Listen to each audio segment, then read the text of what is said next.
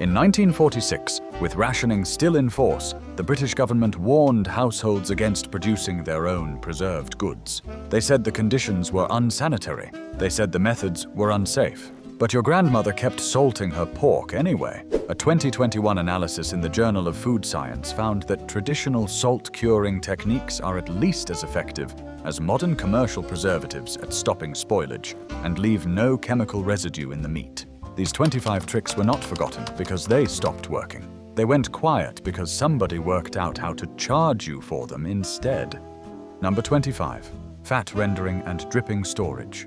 Your great-grandmother never threw fat away after every roast, every rasher of bacon, every boiled marrow bone. The fat went into a white ceramic pot on the back of the stove.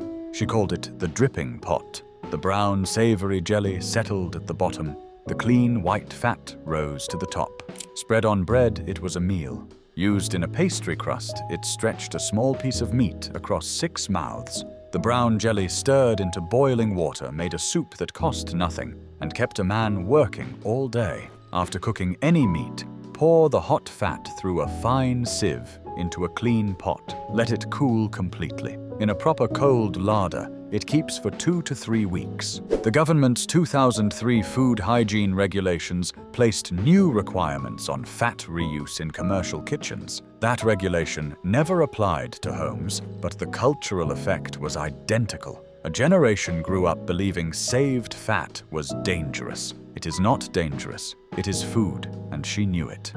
Number 24. Coal dust brick making. In the pit villages of South Yorkshire and County Durham, nothing was wasted, not even the black dust that coated every surface of a miner's cottage. Your grandfather swept that dust from the hearth, combined it with clay-heavy soil and water, and pressed it into dense, fist-sized blocks. Not as hot as good coal, but they burned long and low, and they were free. The mixture is 7 parts coal dust to 2 parts damp clay soil, with enough water to bind it. Press them hard because any air pocket makes them crumble. Dry them completely before burning. During the 1984-85 miners' strike, this knowledge came back to life across the north of England. Families who still knew the method stayed warm. Families who had forgotten it did not. Number 23. Nettle cultivation for nutrition. In the spring of 1917, with food imports cut by German U-boats, the government printed a recipe booklet called Nettles as Food. It encouraged every household to grow and harvest stinging nettles as a green vegetable. Your grandmother already knew. She grew them along the north-facing wall of the yard, the wall nothing else would grow against. She harvested the young tops in March and April wearing leather gloves, boiled them for 4 minutes, and served them exactly as she would spinach. She dried them in bundles for a winter tea she gave the children when they were run down or pale. A 2020 review in Nutrients found that stinging nettle leaves contain iron concentrations comparable to spinach, significant quantities of vitamins A, C, and K, and measurable calcium and magnesium. The government promoted nettles in 1917. Then fertilizers arrived, supermarkets expanded, and the nettle became a weed to be cleared, not cultivated. She never cleared hers. She never would have. Number 22. The haybox cooker. This one is almost entirely forgotten, and it should not be. Your grandmother owned a box, wooden, lined with old newspaper, packed tight with hay, with a lid that sealed. By every modern definition, it was an insulated slow cooker, and it used no fuel at all after the first 20 minutes. Bring your pot of stew, soup, or porridge to a full boil on the range. Put it in the haybox. Close the lid. Leave it for 4 to 8 hours. Open it. The food is cooked through. A well-insulated box retains enough heat to continue cooking at temperatures above 60 degrees Celsius for several hours. Fuel consumption drops by 70 to 80% compared to conventional stovetop cooking. During the Second World War, the Ministry of Food promoted the haybox in its food facts pamphlets. By 1955, it had disappeared entirely from British household knowledge, replaced by gas cookers and later electric ones, both requiring a monthly bill. She did not pay a monthly bill for her stew. Number 21. Elderberry syrup and winter medicine. In the autumn of 1941, a chemist in Sheffield named Harold Beckett wrote to the Ministry of Health, He had been dispensing traditional elderberry preparations to local families for 14 years and reported that those families consistently showed lower rates of respiratory infection through winter. He asked whether the ministry might consider distributing the knowledge more broadly. The ministry did not reply. By the time the National Health Service launched in 1948, the message was clear. Medicine came in bottles with labels, from pharmacists with licenses, dispensed by doctors with qualifications. The elderberry bush at the bottom of the garden became, in the cultural imagination of post-war Britain, a superstition, something from before we knew better. A randomized, double-blind, placebo-controlled trial published in Nutrients in 2016 found that elderberry supplementation significantly reduced the duration of influenza symptoms. A 2019 meta-analysis reviewed 15 separate studies and concluded that elderberry substantially reduces upper respiratory symptoms. Your grandmother collected fully ripe elderberries in September, the deep, almost black clusters, never the red ones which cause illness. She simmered 900 grams of berries with 600 milliliters of water, a cinnamon stick, and 4 cloves for 45 minutes. She strained it through muslin and added 300 grams of raw honey per 500 milliliters of liquid, never boiling it with the honey because she knew heat destroys what honey contains. 1 tablespoon each morning from October through February. A bottle of commercial elderberry syrup today costs between £6 and £12. She spent nothing. The bush gave it freely every September for 40 years. That knowledge worked. It just could not be packaged, branded, and sold back to you at a markup. Number 20. Seed saving and variety preservation. In 1970, the Plant Varieties and Seeds Act made the traditional practice of saving and trading heirloom vegetable seeds increasingly complicated. Your grandfather had been saving seeds since before the war. He dried them on sheets of newspaper in September, labeled them in pencil on small paper envelopes, the same kind that held his weekly wage, and kept them in a biscuit tin in the outhouse through winter. He grew varieties with names going back to the Victorian era. Scarlet runner beans his father had grown, a flat-podded pea that nobody outside his village seemed to know. These varieties had been adapted to local soil and weather across generations of careful selection. Today, 94% of the seed varieties recorded in the United Kingdom at the turn of the 20th century no longer exist commercially. His tin, his pencil envelopes, his knowledge. That is all it would have taken to keep them. Number 19. Rabbit keeping for meat. Your grandmother kept rabbits in the yard. 3 hutches along the back wall, built from salvaged timber and wire mesh. She fed them on vegetable peelings, dandelion leaves, and hay. They cost almost nothing to maintain. A mature rabbit produces roughly 1.5 to 2 kilograms of lean, high-protein meat. One doe can produce 5 to 7 litters a year. A backyard operation of 4 does, and 1 buck can produce over 50 kilograms of meat annually.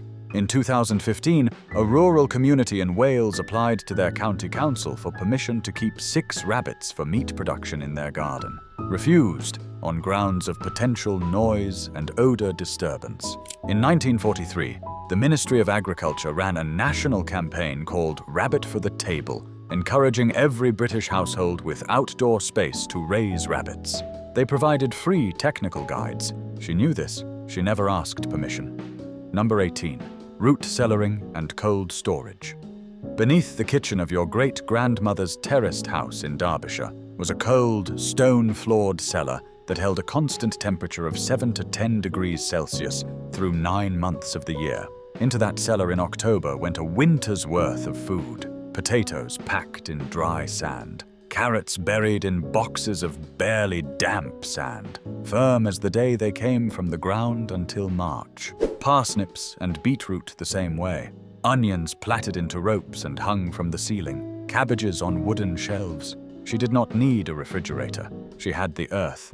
A properly maintained root cellar can extend the storage life of root vegetables from a few weeks to 4 to 6 months. No electricity and no standing charge.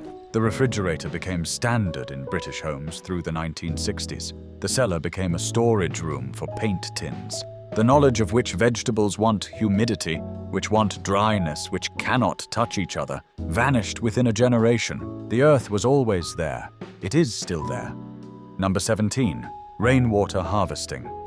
In 1989, the Water Act privatized the 10 regional water authorities of England and Wales. Since then, the 9 remaining private water companies have paid out over £78 billion in dividends to shareholders. Between 2020 and 2023, they discharged raw or partially treated sewage into English rivers and coastal waters on more than 300,000 separate occasions. The average household water bill in 2024 stands at £461 per year. Your grandfather paid nothing for rain. He had 4 100-gallon barrels beneath his gutters. Britain receives on average 885 millimeters of rainfall annually. He used that water for the garden, the animals, laundry, and cleaning floors. Under current law in England, collecting rainwater from your own roof for domestic use is not illegal. It is not metered. It is not charged. A 200-litre water butt connected to a standard downpipe with a diverter costs under £30. 2 butts on a house with average guttering will collect over 100,000 litres of rainwater in a typical English year. The privatization of water was not the privatization of rain. Your grandfather knew the difference. Number 16. Vinegar from garden scraps. Your grandmother made her own vinegar from apple scraps, the cores and peelings from the September harvest. She packed them into a wide-mouthed earthenware jar, covered them with cold water, added 2 tablespoons of raw sugar, and tied a square of muslin over the top. She put the jar near the kitchen range. In 2 to 3 weeks, the liquid began to bubble. In 6 to 8 weeks, it had a sharp, clean smell.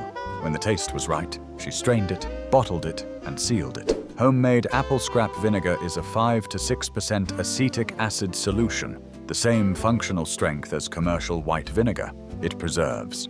It cleans. Applied to stings and minor bites, it neutralizes the alkaline compounds that cause pain. She produced hers from scraps she would otherwise have thrown away. Every jar cost nothing. Number 15. Darning and textile repair. The word darning has almost vanished from the English language. It describes a technique your grandmother performed with a wooden mushroom, a darning needle, and a length of matching wool that extended the life of a sock, a jumper, or a wool blanket by years. A properly darned sock is stronger at the repair point than before the hole appeared, because the interlocking weave of the repair yarn distributes stress across a wider area. A wool jumper in 1950 cost the equivalent of a day's wages for a factory worker. It was worn, repaired, worn again, cut down for a child, repaired again, and eventually used as a cleaning rag. Discarding it because of a hole would have struck your grandmother as a form of madness. The UK now generates approximately 350,000 tons of textile waste per year. Most of it is clothing. She threw nothing away. She made nothing that couldn't be mended. Number 14. Charcoal production from garden timber. Producing small quantities of charcoal from your own garden timber for your own domestic use is legal in the United Kingdom, no license required, and no planning permission needed. Your grandfather made charcoal in a metal dustbin. He drilled a single 10mm hole in the bottom, packed the bin with dry hardwood, oak, ash, or hawthorn, and lit a small fire in the base through the hole. He capped the lid with a stone. He let it burn for 2 to 3 hours until no more smoke emerged, then sealed the hole with clay and left it overnight to cool. In the morning, the bin contained dense, clean charcoal that produced almost no smoke and far more sustained heat than the wood it had been made from. A bag of barbecue charcoal costs £6 at a supermarket. A pile of garden prunings costs nothing. Number 13. Lard and tallow preservation. In the late 19th century, every working-class butcher in Britain offered rendered tallow and lard, sold by the pound from the fat trimmed during the week's butchering. That service has completely vanished from the modern high street. Your great-grandmother bought it by the pail. She cooked with it. She sealed the tops of potted meat with it, a technique in which cooked meat was packed into a jar and covered with a solid layer of fat that excluded air. The microorganisms that cause spoilage require oxygen. Remove the oxygen and the food does not rot. Potted shrimps, one of the few surviving examples of this technique, have been made in Morecambe Bay since at least the 18th century. They keep for up to 2 weeks at room temperature and sell in delicatessens for £6 to £8 per 100 grams. Your great-grandmother made potted beef, potted game, potted salt fish, and ate from them through February. In 1994, EU hygiene regulations governed the commercial production of potted meats. Home production was not affected, but the cultural effect was familiar. A generation learned to associate traditional preservation with risk. They had simply started selling you the alternative. Number 12. Long fermentation bread. Your grandmother baked bread on Mondays and Thursdays. Strong flour, water, salt, and a scrap of dough kept back from the previous bake. She called it her balm. She had kept a living culture alive for decades. The long ferment, 12 to 18 hours at cool room temperature, produces bread that is measurably different from the commercial yeasted kind. A 2020 study in food chemistry found that long-fermented sourdough produces significantly lower post-meal blood glucose responses in healthy adults. The fermentation partially breaks down the starches and gluten, making the bread easier to digest. A 400-gram commercial loaf costs an average of £1.30 in British supermarkets in 2024. The cost of flour, salt, and water to produce the same weight at home is approximately 15 pence. She baked every Monday. She never bought a loaf. Number 11. Herbal wound care. In the Edwardian back streets of Leeds and Birmingham, there was no running to the doctor for a cut hand or a burn from the range. The doctor cost money. Your grandmother had her own remedies. Plantain, the broad-ribbed weed that grows in every pavement crack and lawn in Britain, was her wound herb. She bruised a fresh leaf between her palms and pressed it to a cut, a sting, or a graze, held in place with a strip of old linen. A 2013 study in phytomedicine found that common plantain contains compounds called aucubin and actiacide that demonstrate antimicrobial and anti-inflammatory activity with measurable promotion of wound healing in laboratory conditions. She also kept a jar of raw honey in the larder strictly for wounds. A thin layer over a burn or cut covered with clean cloth was her standard treatment for anything threatening to become infected. Medically graded Manuka honey dressings sell commercially for up to £40 per tube. Your grandmother's honey cost her nothing beyond what she paid the beekeeper down the road. Number 10. Pig keeping and whole beast use. The working-class cottage pig is one of the great lost institutions of rural British life. In the 19th century, half of all rural working-class households in England kept at least one pig. The pig ate kitchen scraps and garden waste. In November, the pig was slaughtered, and then the family ate for 4 months. Nothing was wasted. Hams salt-cured for winter. Belly became bacon. Blood became black pudding. Intestines became sausage skins. Trotters became brawn. Fat was rendered into lard. Liver and kidneys eaten fresh in the first week. A single large white pig raised to 100 kilograms produces approximately 65 to 70 kilograms of usable meat and fat. From 2001, following the foot and mouth crisis, feeding kitchen scraps to pigs was made illegal. The pig that ate your table scraps and fed your family through winter was outlawed to protect an industrial food supply chain that prefers you to buy your bacon in a plastic packet. She slaughtered hers in November, every November.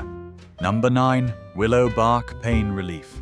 In 1899, Bayer AG of Germany synthesized acetyl salicylic acid and began selling it under the trade name aspirin. Within 20 years, it was one of the most commercially successful pharmaceutical products in the world. Your great-grandmother had been using willow bark for the same purpose her entire life. White willow bark contains salicin, a compound the human liver converts to salicylic acid after ingestion. It is the direct chemical precursor to the active compound in aspirin. The mechanism of pain relief is identical. The source is a tree that grows along every riverbank, ditch, and stream in Britain. She stripped thin bark from young willow branches in early spring, dried it in the warm kitchen, simmered a small handful in 2 cups of water for 20 minutes, and drank it for headaches, joint pain, and fever. A 2015 Cochrane systematic review confirmed that willow bark extract is effective for low back pain. A 2014 study in phytotherapy research found it effective for osteoarthritis. She called it her headache cure. She did not know it was chemistry. She knew it worked. That is enough. Number 8. Coppicing and managed woodland fuel. Britain was once one of the most extensively managed woodland countries in the world. By the medieval period, nearly every substantial woodland in England was under coppice management, a system in which trees are cut back to a low stump called a stool, causing them to regenerate as multiple fast-growing poles rather than a single trunk. A correctly coppiced woodland does not die. A hazel stool in the Sussex Weald has been identified as potentially over 1,000 years old. An acre of well-managed coppice woodland produces 3 to 4 cubic meters of usable wood per year without ever felling a single tree permanently. Your grandfather managed 2 acres of mixed hazel and ash on the common behind the village with his father's billhook. He never bought coal in a year the woodland gave him enough. Between 1930 and 1980, an estimated 50% of England's ancient coppice woodland was lost to plantation or abandonment. A ton of seasoned hardwood firewood costs between £280 and £350 in 2024. A managed acre of coppice produces its equivalent every year. The trees are still there. Many of the old stools are still there, waiting. They will coppice again the moment someone takes a billhook to them. Number 7. Tallow candle making. Before the gas lamp, before the paraffin lamp, before the electric bulb, your ancestors' home was lit by tallow. Rendered beef or mutton fat poured around a cotton wick in a small tin mold, allowed to set overnight. A candle that burned for 3 to 4 hours at no cost beyond the fat trimmed from the week's meat. Melt clean rendered tallow over low heat. It must not smoke, because smoking fat will taint the candle. Prime a length of cotton string by dipping it in the molten tallow and letting it dry before using it as the wick. Pour into small tin molds with the wick held centered by a stick laid across the rim. Allow to cool fully. A tallow candle burns from a byproduct of meat your family would generate regardless. The same fat, just different molds, and nothing wasted. Number 6. Keeping chickens in the back garden. During the Second World War, the government launched the Domestic Poultry Keepers Council to encourage every British household with outdoor space to keep chickens. The Ministry of Agriculture provided technical guides. Keep chickens, feed them your kitchen scraps, collect your eggs. In 2024, keeping chickens in a domestic garden in England and Wales requires no specific planning permission unless your property has a covenant or lease restriction. But over the past 30 years, most British city councils have introduced Environmental Protection Act notices that can be used to order the removal of backyard poultry if a neighbour complains. The maximum fine for non-compliance is £5,000. The government begged your grandfather to keep chickens in 1941. The council can fine you £5,000 for keeping them today. 3 hens produce, on average, 15 to 18 eggs per week from spring through autumn. The maintenance cost is approximately £1 per week per bird. Eggs in British supermarkets currently cost an average of 35 pence each. Those 3 hens more than pay for themselves every month. She had 5. She always had 5. Number 5. Natural insulation from sheep wool.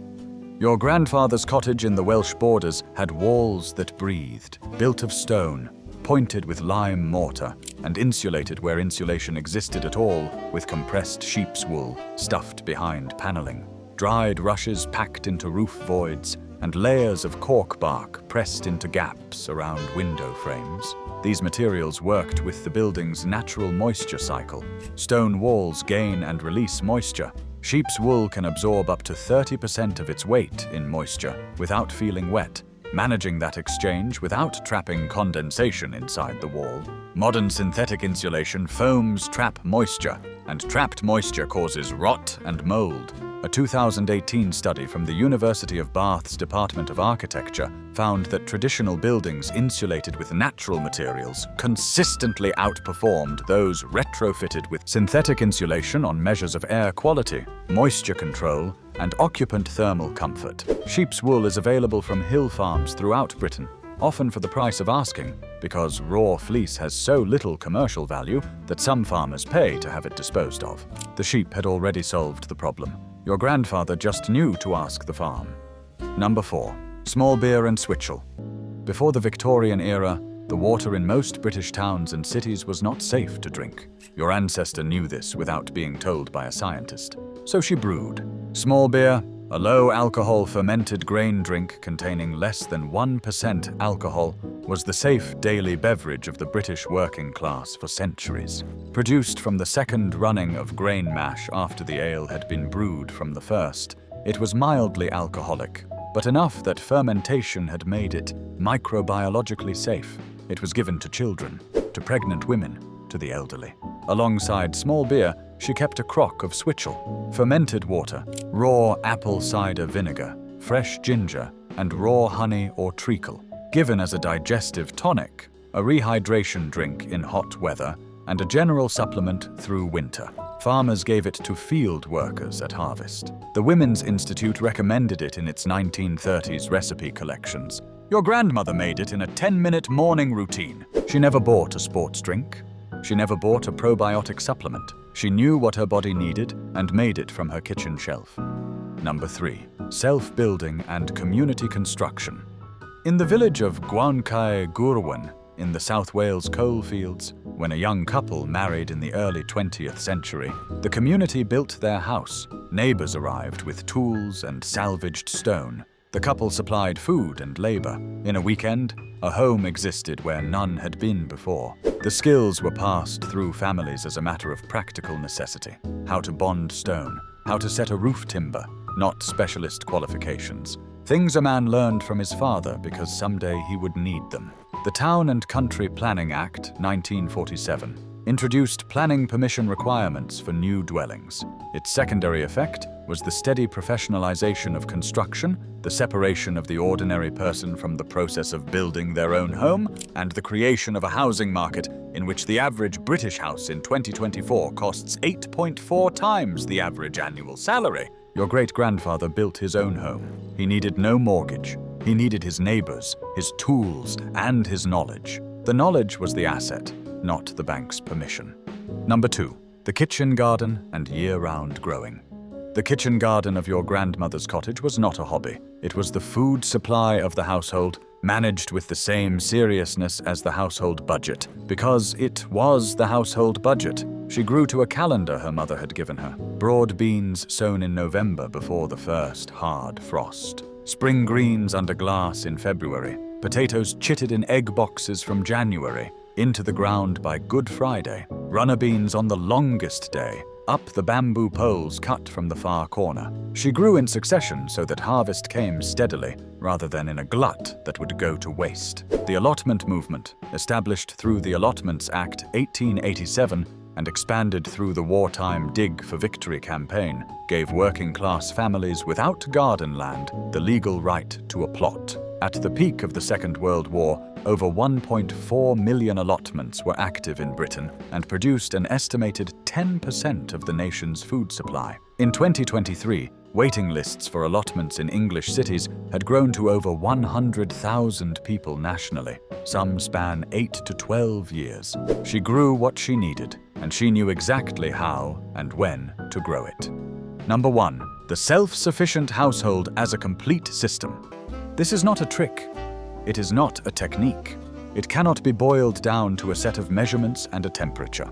It is a way of seeing. Your great-grandmother did not think of herself as self-sufficient. She did not use that word. She simply lived a life in which every resource that entered the household was used completely, extracted to its last possible value before it left again as compost or ash or rag. The fat from the joint became the dripping on the bread, and then the candle on the table, and then the soap in the wash basin. The water from the rain barrel watered the runner beans that fed the family, and the leaves composted back into the bed. The wool from the sheep insulated the loft. The wood from the coppiced hazel cooked the bread leavened with the balm kept alive from the previous Monday's bake.